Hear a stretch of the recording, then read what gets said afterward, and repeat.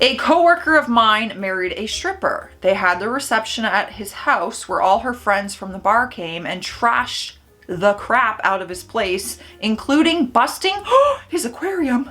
The fish. Did the fish survive? I'm assuming no. He called the cops and the partiers left with the bride. An omen. He showed me the pictures because he had to take them for insurance. I felt so bad for him until I got in my car after work and hysterically laughed the whole way home, somehow not getting in an accident. I'm really just stuck on the fish. I know that's not the point of the story, but I'm just sitting there worried about all the little animals in there. It was the strangest thing. Just really liked that opening. My friend's ex-boyfriend invited her to his wedding. She hadn't seen him for years and had never set eyes on his fiancée Carrie, so it was really strange that he'd asked... Wait, what? What am I about to read right now? So it was really strange that he asked her to read a sentimental love segment as part of the ceremony. Who here is saying yes to that? If your ex, who you haven't seen or talked to, reaches out and is like, hey, can you read a speech at my wedding about love? No. She asked me to be her +1, and off we traveled to the other side of the country. Oh my God, you did it. On arriving at the venue, strangers were approaching my friend with words to the effect of, you must be Carrie's sister. It all seemed very odd until we finally got to see the bride. She was the absolute double of my friend.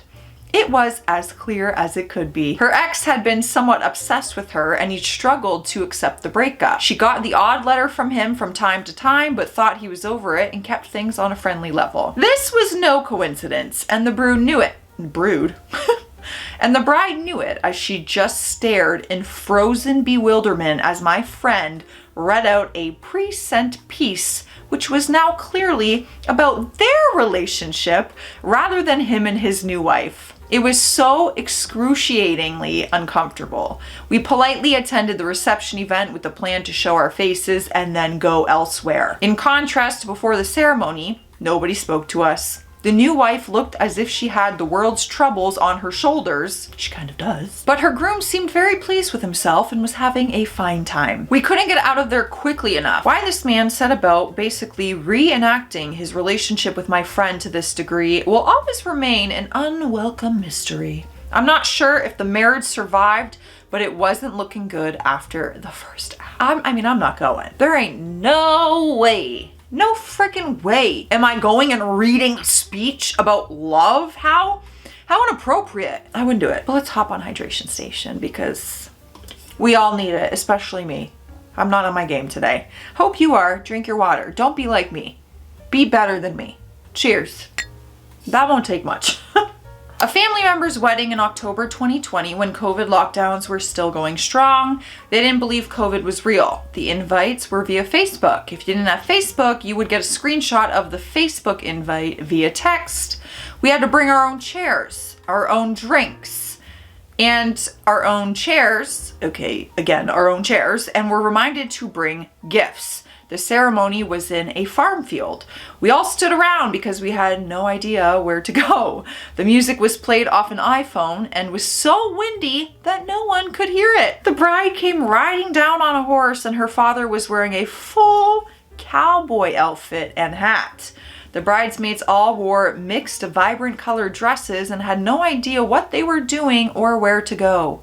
The reception took place in what was supposed to be a very large tent for spacing. It fit maybe 20 of the 80 people that came. My partner and I ended up leaving to eat somewhere else because the dinner was everyone bringing a dish to pass during COVID. We later found out the photographers were upset because they thought they were hired for a 2-hour couples photo shoot and not a wedding. Many people also got COVID. We did not. I mean, it doesn't even sound like much of a wedding, to be honest. Mine. My wife was in charge of the cake. She had a family friend who was a professional cake maker do our cake. It was Inedible. Why? We literally threw the cake out. The venue that I selected wouldn't allow glass bottles, so we went with boxed wine. I took my mother's recommendation on which wine to get. It was absolutely disgusting, and no one drank it. There were disposable cameras on the table for the guests to use. It was the early days of cell phones before they had decent cameras. no one used them. We were married by the town clerk who insisted on doing a Native American dedication. We were/are all white. I mean, you know, I was gonna say could be worse, but if that was me, it would probably be pretty disappointing. The cake, the wine, the cameras. A lot of people put Polaroid cameras on their table these days, and let me tell you, I will use them. I'm always out there. I'm on the dance floor. I'm capturing. I love when people do that. I'll be out there. I'll be your photographer, hitting the dance floor, getting the best angles, the best candid moments. I will fill that camera roll, no problem. I went to a wedding in 2021 for my childhood friend. The wedding was starting and the parents were walking down the aisle to their seats. And then it was time for the bridesmaids and groomsmen to walk down. The first one being the bride's brother and bridesmaid. Right before he walks down the aisle, he passes out. He had a heart condition and it was really hot that day. Turns out he passed away right there on the floor. They continued with the wedding a couple hours later, but it felt more like a funeral. Oh my God, no. How do you possibly recover from that? Ever? Anyone who was there that day, you would be traumatized. How do you go on and start celebrating and dancing? Like, that would be so hard. Oh my God, that's so sad. Here I am thinking we're like laughing and joking about these stories. No, that's not funny. Oh, that's way worse than the aquarium. Here I was worried about the fish dying. This was in July, one of the hottest days of the year. The ceremony was fine, not too long or anything. After the ceremony, all the guests go to the barn for the reception at the bride and groom's property.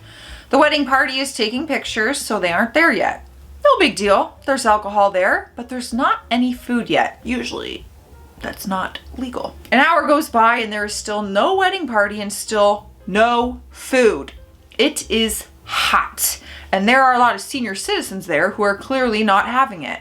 Another hour goes by and the wedding party still hasn't shown up. I should mention that the barn has no AC and no guests are allowed in the house, which is next door to the barn. Still no food. Finally, after 3 hours had passed, the wedding party showed up on buses. The bride and bridesmaids come off the bus laughing, followed by the groomsmen, all wearing those big inflatable dinosaur costumes. Literally no one is amused at this point. The family I was there with all left at that point to go eat at a restaurant because we were so over the whole thing. Why were you guys running 3 hours late? Oh, you know, we had to get into our inflatable dinosaur costumes. Hey, those would be a fun time. I'm not hating on those. If you want to roll up to the dance floor with those, invite me, honestly, good time. However, we don't leave guests sitting in the scorching heat with only alcohol and no food for hours. At the venue, there was a little stage set up off to the side of the altar. There was a microphone on a stand on the stage. The groomsmen/groom and the bridesmaid/bride comes in and line up at the altar. And after a Bible reading and a prayer, the bride walks over to the stage to sing a song. Okay. Go off, Beyonce. Music is playing over the speakers to accompany her, and she starts singing. About 3 lines into the song, she's so nervous that she throws up on the little stage. What about her wedding dress? She pushes through and finishes the song and goes back over to the altar. A guy rushes out with a mop and cleans up the little stage floor while they continue the ceremony. But you can still smell the scent. The rancid but almost sweet smell of vomit in the air. How romantic. There is another Bible reading, and then they say their own vows, which took a little time. Then comes the moment that we had completely forgotten about. Oh my God, I forgot about this. I forgot that this is coming. The minister says, "Kiss the bride," and the whole church groans in unison. Respectfully, I would allow my man not to kiss me. What do you do? What do you do? Matt has a phobia with vomit. If he smells it, hears it, sees it, he cannot handle that. So he probably would have walked out. He would have been like, "Babe, we'll reschedule the whole thing." I'm just kidding. What do you actually do? Can I have 5 minutes to go freshen up? Some mouthwash? Maybe a sip of water, and then I'll be right back. You just give her a kiss in sickness and in health, baby. Pucker up. Day of the wedding was a monsoon. There was sleet, rain, thunder, and lightning. A red squirrel got into the house and was running around in the room where my wedding dress was hung. It took 30 minutes to get him out. My family is nowhere to be found. Hairdresser and makeup artist found me getting ready alone and said, WTF. Everyone eventually showed up late to get ready. My grandpa died. He was not at the wedding, just as I was about to walk down the aisle. They didn't tell me until the reception, at which point my mother made a huge scene and ran across the dance floor and out the hall. Everyone followed her. I told my grandma I would shut the wedding down, but she said, I want to see my grandchildren dance. So we all got hammered and tore up the dance floor. We weren't going on a honeymoon, and when we got back to our place, my husband spent the night screaming at me that I was whore for dancing the way I did, and I humiliated him in front of his family and friends. He threatened annulment. I should have taken him up on it while I had the chance. He screamed for 2 hours before passing out. He refused to talk to me for 2 days until we had to go to my grandfather's funeral, which was the church we got married at. Oh my gosh. And my flowers from the wedding were decorating his coffin. Leftover wedding cupcakes were served after the service. Fun times. I think my grandfather was trying to tell me not to go through with it, lol. I didn't expect this to be from the bride and her talking about how awful her own wedding was. I'm so sorry. For so many things. I thought the squirrel was the worst part. Boy, was I wrong. Went to one of my wife's friends' weddings. The shit show started the night before the wedding. The bachelor party ended up at a Buffalo Wild Wings. The groomsmen and best man got the groom hammered AF and just ditched his ass there and continued on with the bachelor party without the groom. Me, a guest, and another guest had to drag his ass out. His what now? His ass out of there and drive him home to sleep it off. The day of the wedding, it was at this vineyard with a very nice outdoor venue for weddings. The DJ and photographer showed up in his truck and plowed into the outdoor venue. And I mean, not just a bump into the venue, I mean this fool ran through a wall and snapped support beams. Rather than exchange insurance information with the vineyard people and try to do the right thing, he gets into the truck and tears ass out of there, tearing up more of the structure and is gone. So the music for the wedding was played on someone's kid's iPod with headphone speakers, and the photographers were people with phones. The groomsmen showed up to pick up the groom. You would think, take him to the wedding to make up for the shitty way they treated him the night before? No! Took him back to Buffalo Wild Wings and got him hammered as shit again. Well, we're not blaming him. You know, groom's an adult and can make decisions for himself. Eventually, they get the groom to the wedding. He had to be assisted to walk down the aisle. He was so effing wasted. The getaway plan was the groom would drive off in a 1964 Corvette that belonged to the wife's dad.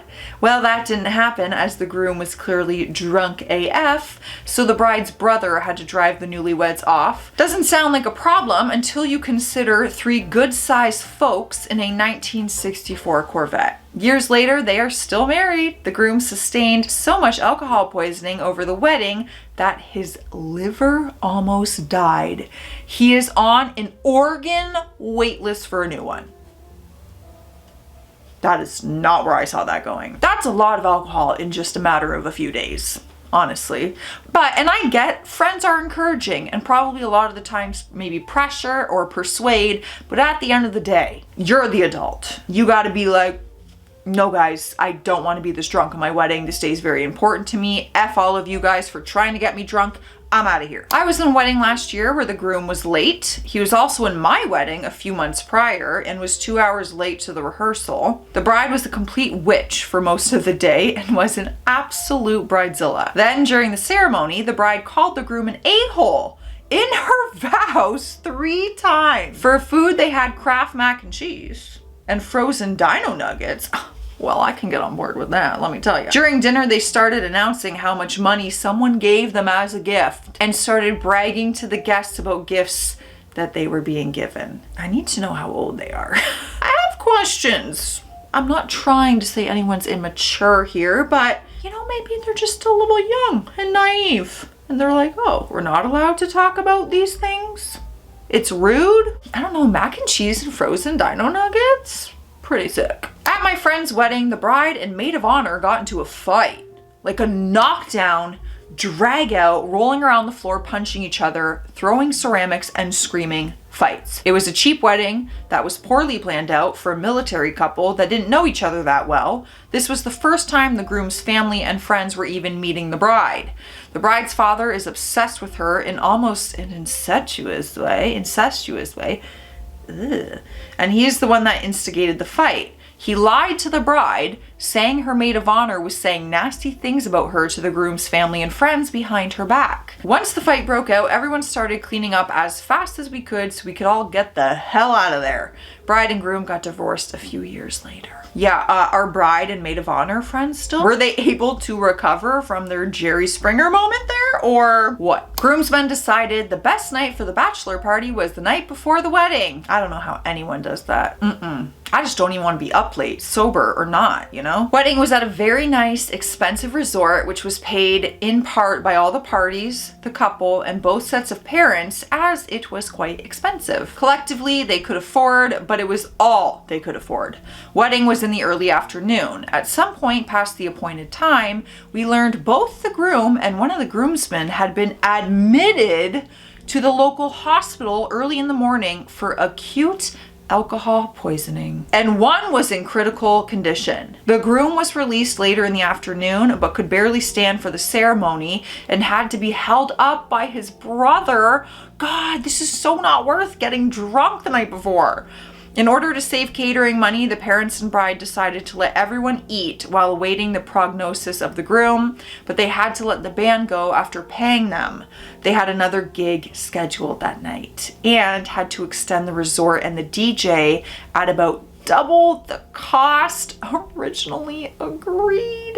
Boy, when I tell you, the groom should be getting that invoice, going out and getting that wasted, unless maybe, in all fairness, can you get alcohol poisoning if you just have a few little drinks? You know what I mean? Maybe he didn't drink that much and I'm just assuming he got plastered. The groom was able to make it around to say hello to everyone after the ceremony, but had to be taken back to the room immediately after that, and in fact, was too sick to leave the next day for the honeymoon. The poor bride was beside herself. She's a really awesome person who didn't deserve that at all, but still managed to enjoy herself with friends and family at the reception without the groom. The groomsman wasn't released until the following Monday, but did recover, which is more than can be said for the marriage, as it only lasted a year. Fortunately for her, she met a wonderful guy several years later and has been happily married for years. She can laugh about it now, but it wasn't funny then. I've never had alcohol poisoning, so I cannot speak on this situation and how much alcohol you need to drink to get it, but I've always just assumed, I guess, that you need to be intaking quite a bit of alcohol. And let's not forget, everyone's tolerance is very different. A girl I was seeing a few years ago asked me to be her date to a wedding. We showed up and the venue was nice and chatted with a few people before the ceremony. The ceremony started and it was all pretty standard. Well, that was the entire wedding, just the ceremony, and no reception afterwards. No one knew what was going on until a groomsman came out and told the guests that was it. Needless to say, people were furious since a good amount of people drove a few hours away to come, and some flew in from out of state. The bride's parents paid for a cabin at a nearby lake where a reception was held, but only for the wedding party and family. Someone Googled a nearby bar and a bunch of us went bar hopping and ended up having a good time. From what I heard, many people from that wedding don't talk to the couple anymore. I wonder if that couple is still together. Now, hey, you do what you want on your wedding day, but for the consideration of people coming to your wedding, maybe that information would be nice on the invite. Only hosting a ceremony, there will not be a reception afterwards. I bet people probably wouldn't travel all the way there for that. Especially if you're expecting like a reception with food, you got dinner, probably didn't eat before because you're like, ooh, I'm gonna muck that wedding food. Weddings have great food a lot of the time, so I always fill up. And their desserts, oh. Love me a good dessert table at a wedding. At the end of the reception, the groom grabbed the microphone and said, "Let's do a shot, everyone." I grabbed my flask of Fireball. Classy. Not judging, like actually hey, do what you want. I grabbed my flask of Fireball and handed it to him, expecting him to only do a shot. Instead, he drank the whole thing. An hour later at the after party, he started slumping over and we brought him back to his room in a luggage cart. He was very fat. I feel like we could have left that part out. Me and 2 other people with medical knowledge then spent the next hour trying to revive him. Oh, before eventually calling an ambulance. Oh, I thought I killed the groom, but apparently that was a normal occurrence for him. Okay, this was more serious than I thought. I thought you meant he was just like drunk and passed out, like taking a little cat nap because he got... No, we were concerned for his well-being and if he was alive or not. I understand, yeah. Well, chugging Fireball, that'll do it. I actually like Fireball. I usually never say no to a Fireball shot. It reminds me of the cinnamon hearts that we used to get on Valentine's Day as kids. I've been to a number of extremely awkward weddings, but my cousin's wedding was the white trashiest thing I've ever experienced. My cousin, the bride, was probably about 21 years old and was 6 or 7 months pregnant with her second child at the time. Nobody is 100% sure whether the groom was or is the father. Her dress was several sizes too small and looked way more like something you'd see a stripper wear than a bride. The groom had 3 kids with 3 other women, was absolutely hammered, and was engaged in a screaming match outside the church with the mother of one of his other kids when we arrived. Although the church service was mercifully short, 2 of the groomsmen, who were all in jeans and matching t-shirts, were dipping/spitting tobacco throughout the service, which was lovely. The groom was so drunk he kept messing up his vows, which clearly infuriated the bride. After the service was over, we were invited to the basement of the church for the reception. Not only were there no decorations of any kind, absolutely nothing was set up. The guests had to haul a bunch of folding tables and chairs out of a storage closet and set them up. For dinner, the groom's parents brought in a bunch of Little Caesars pizza, though they were probably only a dozen pizzas for 100-ish guests. Everyone doesn't even get a bite. While they did provide paper plates, they forgot napkins, so we had to make do with paper towels from the church bathrooms. No drinks of any kind were provided to the guests. The bridal party had a cooler full of Busch Light and Mike's Hard Lemonade, which they, including the bride, began pounding back. There was no wedding cake, no speeches, no first dance, etc. Somebody brought out a boombox and started playing very obscene rap music, which didn't bother me, but pissed off most of the elderly guests and those with kids. Nobody danced, and everyone basically awkwardly sat around for an hour or so until we all started filing out. Neither the bride or groom seemed to notice. Very confused by that entire thing, to be honest. I mean, it's very chill. If you want a very inexpensive and chill wedding, that's the way to do it, I guess. At least have enough food for people, my God, and a bottle of water. I live in South America. I attended as a child a wedding in the countryside 30 years ago. The couple was incredibly poor. Reception was at a school cafeteria. It was summer, no classes, very hot during afternoon time. They served shredded beef in plastic cups and bread. After we ate, we were told the truck that brought the beef turned over and the meat was all over the road. They had to pick it up. The wedding cake was completely filled with flies and spoiled from being out in the sun on display for the guests coming in. No music, no decoration. It was utterly bizarre and unforgettable. I mean, I feel for you when you don't have money, okay? Like, I'm not trying to judge you if you don't have money and that was your budget. Some, beef in plastic cups, some bread, and cake. The beef and truck thing, truly should not be legal. All I'm thinking about is like food poisoning and so many other things. And then the cake gets spoiled from being in the sun. Like, that's actually a shame. Trashiest wedding I've ever been a part of. Bridesmaids stole a large part of the hen party fund, but somehow still made it into the wedding. I'll be damned. Father of the bride accuses groom of cheating at the stag and doe because a lesbian female friend was invited, then drunkenly falls down and has to be taken to A&E. What a sentence. Stepfather of the bride, who is rooming with father of the bride, pretends he's asleep in their hotel room, but disappears to a brothel for 5 hours. Wow. just keeps getting worse. Wedding is at a working farm and stinks of animal poop. Their puppy rolls around in all the manure, then constantly tries jumping on guests. Okay. Bride party is told to pose on muddy space hoppers and tractors. One bridesmaid has a broken ankle but is forced to climb on the tractor. Bride is so drunk she asks the guests to look after her handbag, then forgets and accuses them of stealing it. I don't even know what part of this to address, in all honesty. Which part is the worst? It's all horrible. So you win. Stay classy out there. Stay sassy. I'll see you tomorrow.